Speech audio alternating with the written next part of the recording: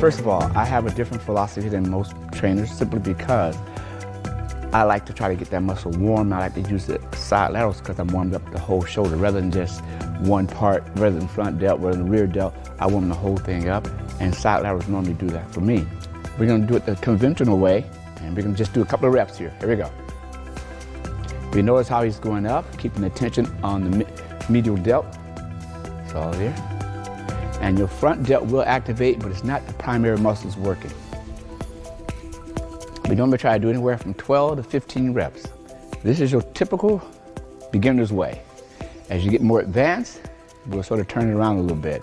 We'll create more pressure just on the medial delt, less on the front and also the rear.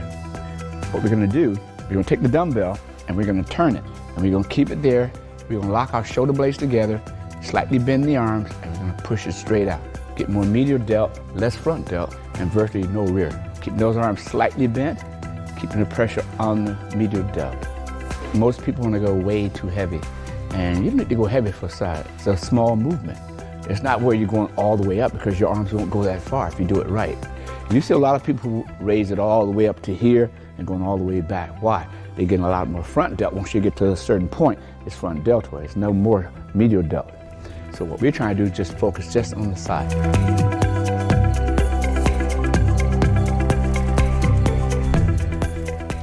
All right, now we just finished the lateral raise. Now we're gonna move on to the rear delts. Since he's had a shoulder injury, we want to avoid having another injury. So what we're gonna do, we're just gonna readjust everything. So, hands right there. That way, keep the pressure on. Now pull it apart. Slightly bend the arms. Don't lock it out now. Try not to lock it out. Right there, perfect, see? Now we got rear delt. There you go, let's go. Push. On shoulder day, that's when you wanna do your rear delt. Here we go. It's part of the whole deltoid region there. You get a little bit of this trap area here, but not as much as that rear delt. Now this time, don't let them cross. Stop before you get there. There you go. Now go. Keep that pressure on. There you go, right there. Charles, you mentioned about not going so far back. Right.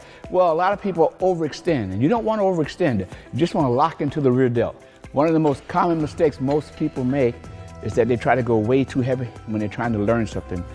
If you go too heavy when you first learn it, you're going to do bad movements. You don't want to do that. You want to keep it nice and light, try to get the movement down so it's fluid, and then go heavy as you can. Now that we just finished rear delt, we're going with the final technique, and that would be shoulder press. It's the granddaddy of them all. And the reason I say that is because without that movement, you don't build that basic foundation that you need, okay? Now, he's here, slightly forward, so that the weight comes behind you just a little bit, like this. Now press it up to full range, in and back out. There you go. Slightly press it in now. Go in, up, that's it, good. Stay on the delts, there you go. Perfect, good. Now don't go below parallel here. You want to stop it there and press back. One more, good. Big difference there. Just not having to come down so deep. Yeah. A lot of times when I see you guys training, that I like to go deep here, but stopping here, big difference. Well, the reason I like to stop because I want to keep it off the joint.